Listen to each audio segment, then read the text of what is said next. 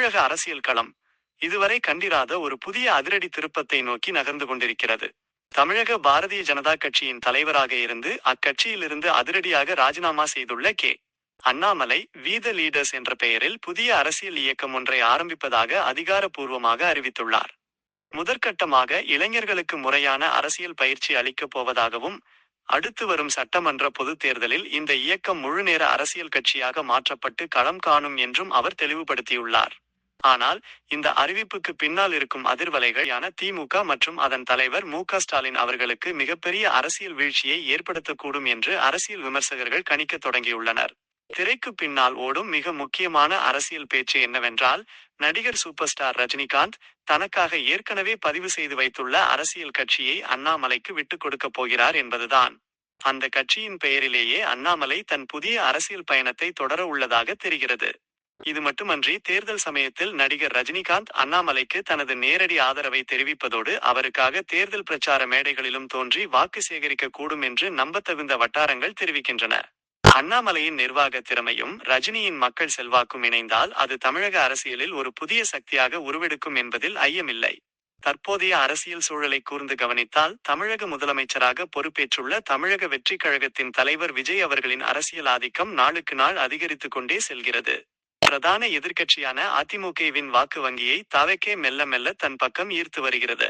மறுபுறம் திமுகவின் அசைக்க முடியாத கூட்டணியாக கருதப்பட்ட காங்கிரஸ், கம்யூனிஸ்டுகள், இந்திய யூனியன் முஸ்லிம் லீக் மற்றும் விடுதலை சிறுத்தைகள் கட்சி போன்ற முக்கிய கட்சிகள் அனைத்தும் தற்போதே திமுக கூட்டணியை விட்டு வெளியேறி இந்தியா கூட்டணியிலிருந்தும் விலகி தவகேவுடன் கூட்டணி அமைத்து அமைச்சரவையிலும் இடம் பிடித்துள்ளன. இதனால் திமுக தற்போது எவ்வித கூட்டணி பலமும் இன்றி அரசியல் களத்தில் முற்றிலும் தனித்துவிடப்பட்ட நிலைக்கு தள்ளப்பட்டுள்ளது.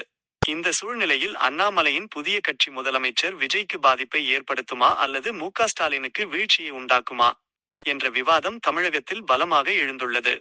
அரசியல் மேதைகளின் துல்லியமான கணிப்புப்படி இக்கூட்டணி மு.க.ஸ்டாலினுக்குத்தான் மிகப்பெரிய வீழ்ச்சியை ஏற்படுத்தும் என்று கூறப்படுகிறது. அதற்கான முக்கிய காரணங்கள் என சிலவற்றை சொல்கிறார்கள். பாஜகவிலிருந்து அண்ணாமலை வெளியேறினாலும் தமிழக பாஜகவில் அவருக்கென ஒரு தனிப்பட்ட பெரும் ஆதரவாளர் பட்டாளமே உள்ளது.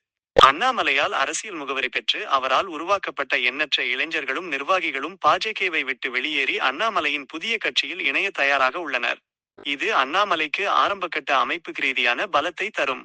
மிக முக்கியமான புள்ளி விவரம் என்னவென்றால், தற்போதைய சூழலில் ரஜினி ரசிகர்களை எடுத்துக்கொண்டால் அதில் 90% பேர் திமுக ஆதரவாளர்களாகவோ அல்லது திமுக அனுதாபிகளாகவோ தான் இருந்து வருகிறார்கள். கடந்த காலங்களில் இவர்கள் திமுகவின் வெற்றிக்காக மறைமுகமாகவும் நேரிடையாகவும் உழைத்தவர்கள். இப்போது ரஜினிகாந்த் நேரிடையாக அண்ணாமலையை ஆதரித்து பிரச்சாரத்திற்கு வரும் பட்சத்தில் இந்த 90 விழுக்காடு ரஜினி ரசிகர்களின் வாக்குகள் ஒட்டுமொத்தமாக திமுகவை விட்டு விலகி அண்ணாமலையின் புதிய கட்சிக்கு திரும்பும். ஏற்கனவே கூட்டணி பலத்தை இழந்து தவிக்கும் திமுகவிற்கு இந்த சொந்த வாக்கு வங்கி சரிவு என்பது மரணாடியாக இருக்கும். முதலமைச்சர் விஜய் தலைமையிலான தவக கூட்டணி ஒருபுறம் வலுவாக காலூன்றி நிற்க உருவாகவிருக்கும் புதிய கட்சி திமுகவின் பாரம்பரிய மற்றும் அனுதாப வாக்குகளை ஒட்டுமொத்தமாக பிரிக்கப் போகிறது.